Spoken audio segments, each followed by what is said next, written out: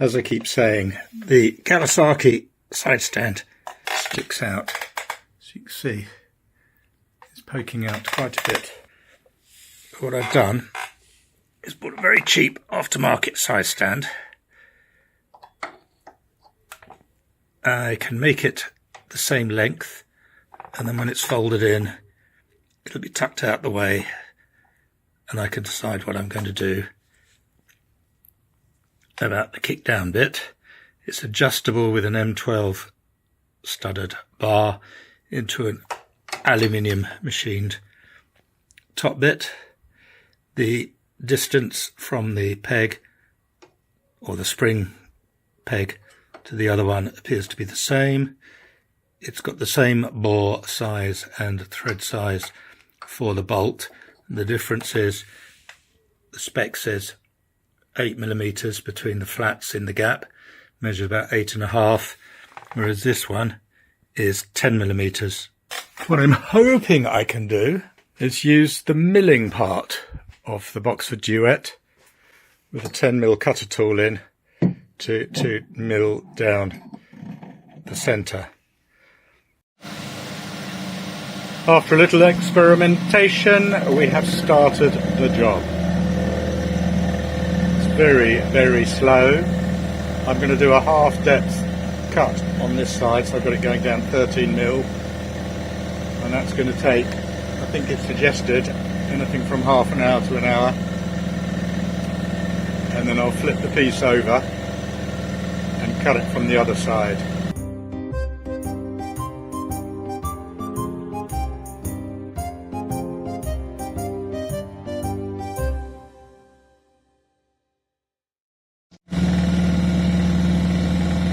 So flipped 180, second cut beginning. I'm not going to bother filming much of this, just need to wait another half an hour or so. I've forgotten there's a 12mm hole drilled down the centre, so we're probably cutting deeper than we need to, but I'll let the programme finish anyway. Bolt fitted in. If I line one up against the t'other, they appear to be the same length. There's a bit of adjustment there, so I can play with it to get the bike at the right angle. Obviously, this forged steel, is going to be a lot tougher than this aluminium machined one with this steel bar going through that I imagine is only mild steel. Just had to nibble off a bit on the corner there, so it missed the peg that comes out for the return spring, or the over centre spring. It's still going down a bit, so at some point in the future I need to grind or cut a bit off the bottom of the mounting plate so that this goes up a little bit more horizontal. Try not to stick my finger on it. I've taken a final cut off there so that the side stand will stand more horizontally. It was just hanging down slightly, and it's now had a file, a wire brush and a coat of black paint. Don't know how long that will last. And the chrome bits on the side stand have also had a coat of black paint, just so they show up slightly less. And finally, I've cut off the little bracket that attaches the side stand switch for the Kawasaki. I've cut off a section at the back, so this aftermarket side stand will now come up straight. The bracket sticks out, but that's quite handy. It's got a little bit stiff where I've painted it. And as well as taking some off the back so it went up further, I'm wondering if I need to take some off the front so that the side stand just sits forward a little bit more, because it looks like it's not that far off vertical. So if the bike was on a slope, it could roll forwards, but then that's the same with the centre stand. And as I keep repeating, my intention is just to put it on the side stand while I get on and off the bike in order to get the centre stand into position. I've shortened the side stand a little bit now, so now I think you can see it is leaning over a tiny bit more and looks a lot safer. And again, the side stand looks like it's aiming for, I think the loads are going straight through, there's not a bending moment.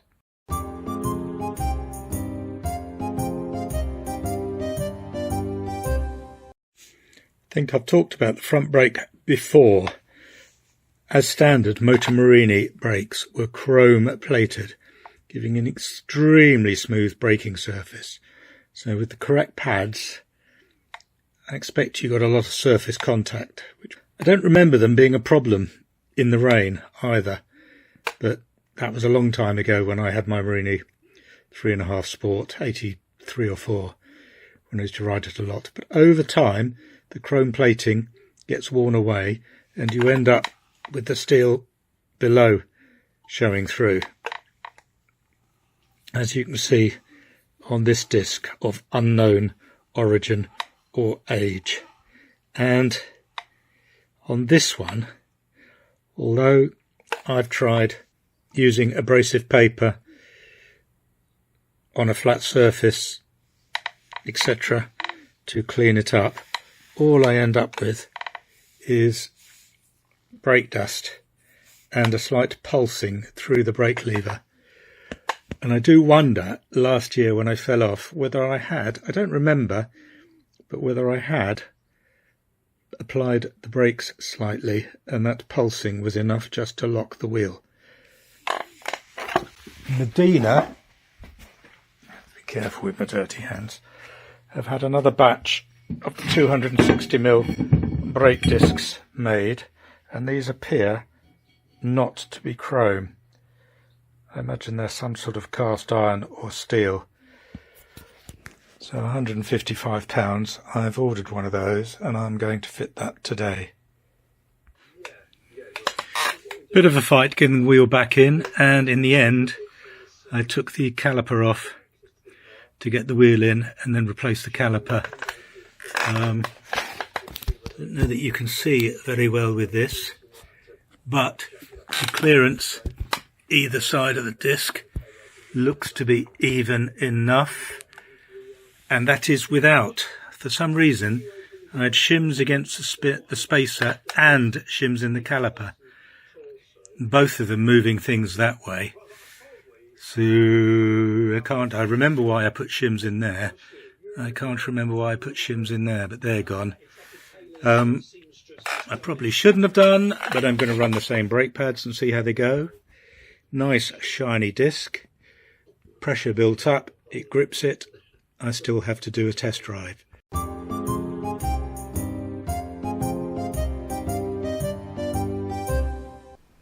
I expect this will break again, but I have made it in PLA with a 50% infill and a 3mm all thickness to make it stronger. I'm sprayed with the alloy paint that I use for something else. I need to put, I don't know if you can see in there, right, and just see where the wire attaches to the clevis of the stoplight. I just need to put a little zip tie on that so it is attached to the brake cable, and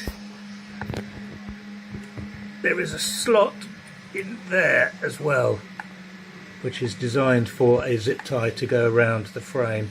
I'm not sure I need it, but I may well try and put one on. The noise in the background is the milling machine going, still slotting the replacement side stand. Right, I've added a zip tie to the actuating cable for the rear brake stop with slide switch. It's not brilliant. There's a tiny little hole drilled into the clevis, and then I just bent the end over on the cable, actuator cable, to fit in there, so that should just pop it folding out. And then it's belt and braces, but I've got a zip tie around that bit as well, even though it's clamped and bolted.